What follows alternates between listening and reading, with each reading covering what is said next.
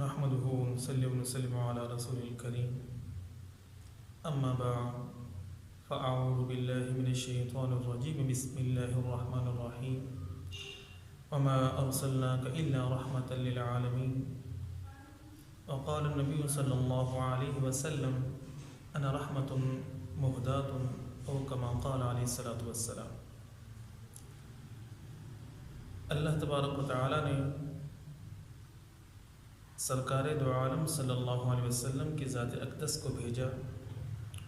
اور فرمایا وما ارسلناک الا رحمتا للعالمین، ہم نے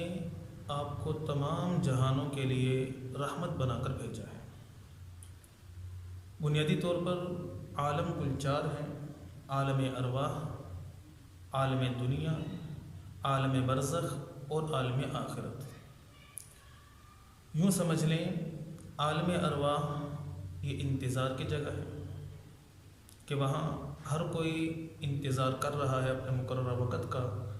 کہ جب اس کا مقررہ وقت آئے اللہ تبارک و تعالیٰ اس کو مخصوص وقت کے لیے اس دنیا میں بھیج دے۔ عالم دنیا یہ کام کی جگہ ہے، عالم برزخ یہ آرام کی جگہ ہے، اور عالم آخرت یہ انعام کی جگہ ہے۔ اللہ پاک نے فرمایا کہ وما ارسلناک الا رحمتا للعالمین، ہم نے آپ کو تمام جہانوں کے لیے رحمت بنا کر بھیجا۔ آپ صلی اللہ علیہ وسلم کی ذات اقدس عالم ارواح میں بھی، عالم دنیا میں بھی، عالم آخرت میں بھی اور عالم برزخ میں بھی سب کے لیے رحمت ہی رحمت ہے۔ عالم ارواح کی بات کریں تو عالم ارواح میں جب اللہ تبارک و تعالیٰ نے تمام کے تمام انسانوں کی روحوں کو اکٹھا کیا تو سب کے سامنے اللہ پاک نے اپنی توحید کو رکھا کہ الست بربکم، کہ تمہارا خالق، تمہارا مالک، تمہارا رازق، تمہارا سارا نظام چلانے والا کون، کیا میں نہیں ہوں؟ تو سب سے پہلے اللہ پاک کی توحید کا اقرار نبی کریم صلی اللہ علیہ وسلم کے روح مبارک نے کیا اور فرمایا بلا، یا اللہ تو ہی ہمارا خالق، مالک اور سب کچھ تو ہی ہے۔ اور آپ صلی اللہ علیہ وسلم کی مبارک روح کے واسطے سے پھر سب نے اللہ پاک کی توحید کا اقرار کیا۔ تو عالم ارواح میں جو اللہ پاک کی توحید کا اقرار ہوا اور سب کو نصیب ہوا، یہ نبی کریم صلی اللہ علیہ وسلم کی روح مبارک کے واسطے سے ہوا۔ اور عالم دنیا میں بھی آپ صلی اللہ علیہ وسلم سراپا رحمت ہی رحمت ہے۔ مسلمانوں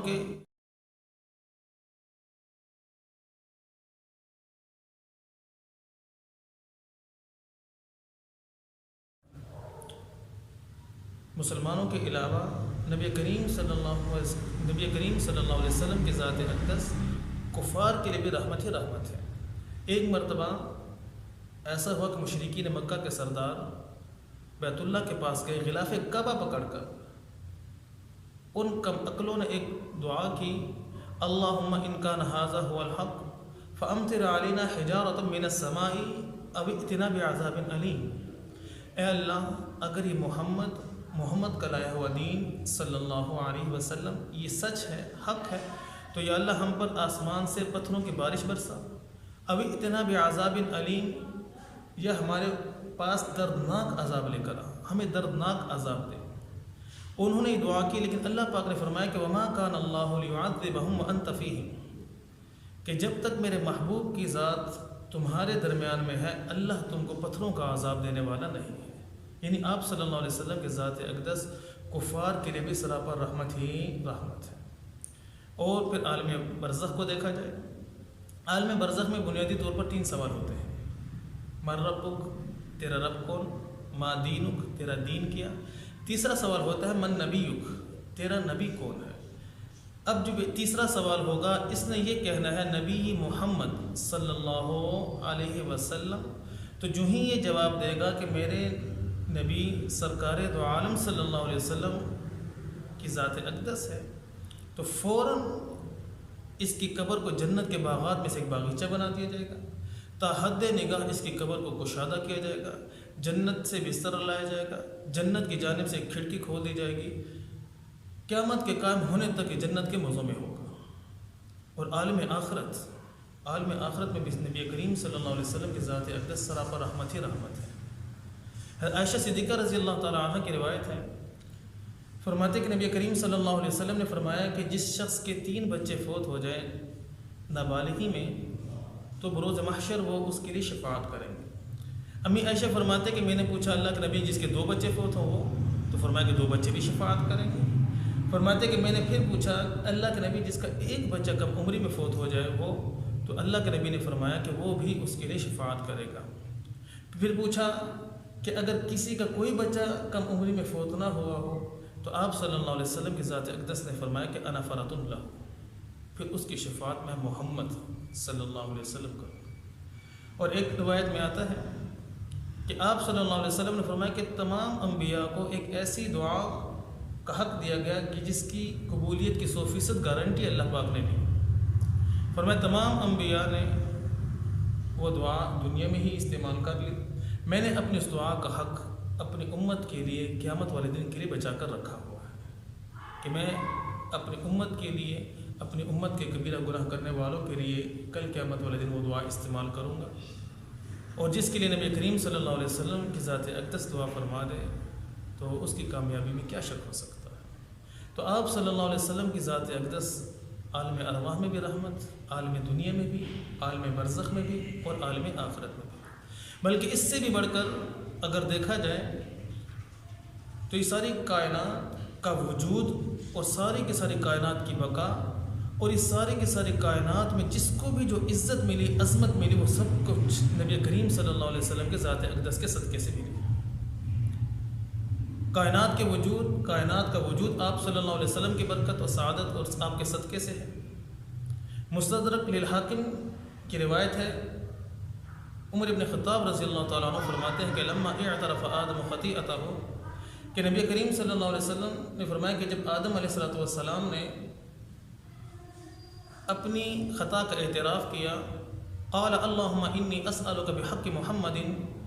صلی اللہ علیہ وسلم ان تغفر لی، کہ اللہ میں تجھ سے محمد صلی اللہ علیہ وسلم کے وسیلے اور واسطے سے دعا کرتا ہوں یا اللہ مجھے معاف فرما دے۔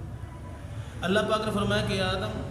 کیف عرفت محمدا ولم اخلق، اے آدم ابھی تک تو میں نے محمد کو وجود بھی نہیں دیا، پیدا نہیں کیا، تو آپ نے اس کو کیسے پہچان لیا؟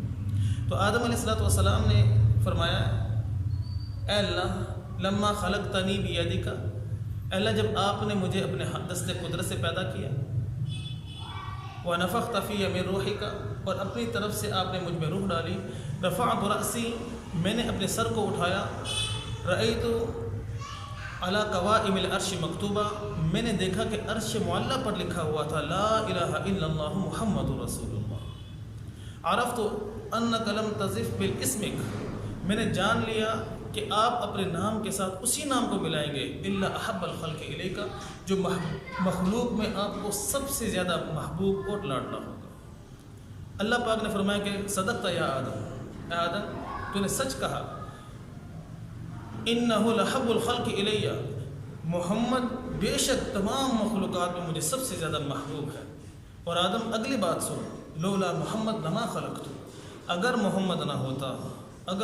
ہوتا صلی اللہ علیہ وسلم لما خلقت، اے آدم میں تجھے بھی پیدا نہ کرتا۔ اب دیکھیں روایت میں آتا ہے یا ابن آدم خلقت الاشیاء لاجلک، اللہ نے فرمایا اے انسان تمام کے تمام چیزیں ساری کائنات میں نے تیرے لیے بنائی ہیں، تیرے لیے بنائی۔ ان ساری کائنات کی ہر چیز انسان کے لیے بنی، اور انسان کو کیوں بنایا؟ انسان کو اللہ پاک نے اس لیے بنایا کہ اللہ پاک نے اپنے محبوب محمد صلی اللہ علیہ وسلم کو پیدا کرنا تھا۔ تو اس کائنات کے وجود کا سبب بھی نبی کریم صلی اللہ علیہ وسلم کی ذات اقدس ہے، اور اسی طرح کائنات کی بقا اس کا سبب بھی نبی کریم صلی اللہ علیہ وسلم کی ذات اقدس ہے، کہ آپ صلی اللہ علیہ وسلم نے فرمایا کہ جب تک اس دنیا میں ایک شخص بھی ایسا ہے جو اللہ کہنے والا ہے، اللہ اس کائنات کے نظام کو چلائے گا۔ اب اس کائنات کی بقا، اس کائنات کا باقی رہنا ہے اللہ کہنے پر، اور یہ اللہ کہنا جو نصیب ہوا ہے امت کو، وہ نبی کریم صلی اللہ علیہ وسلم کے ذات اقدس کی برکت سے ہوا ہے۔ اور تو وجود بھی اس کائنات کو جو ملا آپ صلی اللہ علیہ وسلم کی ذات اقدس کی برکت سے، اور جو اس کائنات کی بقا ہے وہ بھی آپ کی رحمت کا صدقہ ہے۔ اسی طرح اس دنیا میں جس کو بھی جو عظمتیں ملی، جو عزتیں، جو شان اور بلندیاں ملی، وہ بھی نبی کریم صلی اللہ علیہ وسلم کی رحمت کا صدقہ ہے۔ آدم علیہ السلام تشریف لائے، لا الہ الا اللہ آدم صفی اللہ کہا گیا۔ نوح علیہ السلام تشریف لائے، لا الہ الا اللہ نوح نجی اللہ کہا گیا۔ ابراہیم علیہ السلام تشریف لائے، لا الہ الا اللہ ابراہیم خلیل اللہ کہا گیا۔ اسماعیل علیہ السلام تشریف لائے، لا الہ الا اللہ اسماعیل ذبیح اللہ کہا گیا۔ حضرت موسیٰ علیہ السلام تشریف لائے، لا الہ الا اللہ موسیٰ کلیم اللہ کہا گیا۔ حضرت داؤد علیہ السلام تشریف لائے، لا الہ الا اللہ داؤد خلیفۃ اللہ کہا گیا۔ حضرت عیسیٰ علیہ السلام تشریف لائے، لا الہ الا اللہ عیسیٰ روح اللہ کہا گیا۔ آدم علیہ السلام صفی اللہ بنے، ابراہیم نوح نجی اللہ بنے، ابراہیم خلیل اللہ بنے، اسماعیل ذبیح اللہ بنے، موسیٰ کلیم اللہ بنے،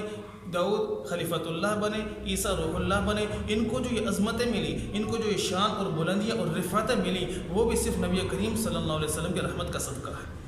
قرآن مجید میں سورۃ آل عمران 81 نمبر آیت میں اللہ تبارک و تعالیٰ فرماتے ہیں، وَإِذْ أَخَذَ اللَّهُ مِيثَاقَ النَّبِيِّينَ، اللہ پاک نے عالم ارواح میں تمام کے تمام انبیاء کو جمع کی روحوں کو جمع کیا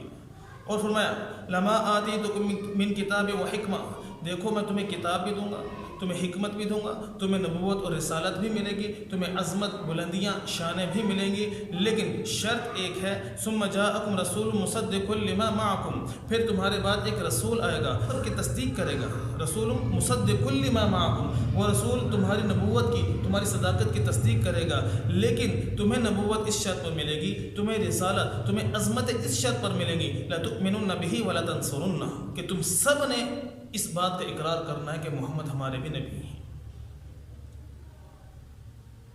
قال اقررتم، پھر فرمایا کہ تم اس بات کا اقرار کرتے ہو، اس شرط پر آمادہ ہو؟ قالوا اقررنا، تم سب نے کہا یا اللہ ہم اقرار کرتے ہیں کہ تیرے محبوب صلی اللہ علیہ وسلم کی عظمتوں کے ترانے یا اللہ ہم اپنی امتوں کو سنائیں گے۔ اور اسی طرح اور پھر آگے بڑھتے ہیں، دیکھیں آئے تو ابو بکر تھے لیکن نبی کریم صلی اللہ علیہ وسلم کے رحمت کے صدقے صدیق اکبر بنے، آئے تو عمر بن خطاب تھے، نبی کریم صلی اللہ علیہ وسلم کے رحمت کے صدقے فاروق اعظم بنے، آئے تو عثمان تھے، نبی کریم صلی اللہ علیہ وسلم کے رحمت کے صدقے ذوالنورین بنے، آئے تو علی تھے، نبی کریم صلی اللہ علیہ وسلم کے رحمت کے صدقے شیر خدا بنے، آئے تو حسنین کریمین تھے، نبی کریم صلی اللہ علیہ وسلم کے رحمت کے صدقے سیدہ شباب اہل الجنہ بنے، آئے تو عبداللہ ابن مسعود تھے، نبی کریم صلی اللہ علیہ وسلم کے رحمت کے صدقے فقیہ الامت بنے، آئے تو ابن عباس تھے، نبی کریم صلی اللہ علیہ وسلم کے رحمت کے صدقے مفسر قرآن، رحمت کے صدقے مفسر قرآن بنے، تو ابو عبیدہ بن جراح تھے، نبی کریم صلی اللہ علیہ وسلم کے رحمت کے صدقے حکیم الامت بنے۔ غرض جس کو بھی جو بھی عظمتیں ملی، جو بھی شانیں ملی، جو بھی بلندیاں ملی، وہ نبی کریم صلی اللہ علیہ وسلم کے ذات اقدس کے صدقے ملی۔ تو اس کائنات کا وجود ہے، یہ بھی آپ کی رحمت کا صدقہ، اس کائنات کی بقا ہے، یہ بھی آپ کی رحمت کا صدقہ، اور اس کائنات میں جس کو عزت مل رہی ہے، جس کو عظمت اور شان مل رہی ہے، وہ بھی آپ صلی اللہ علیہ وسلم کی ذات اقدس کی رحمت کا صدقہ ہے۔ اللہ تبارک و تعالی ہم سب کو نبی کریم صلی اللہ علیہ وسلم کے ساتھ سچی محبت نصیب فرمائے، اور باقی ماندہ جو زندگی ہماری رہ گئی ہے، اللہ تبارک و تعالی ہم سب کو نبی کریم صلی اللہ علیہ وسلم کی سنتوں کے مطابق گزارنے کی توفیق نصیب فرمائے۔ وآخر دعوانا ان الحمد للہ رب العالمین۔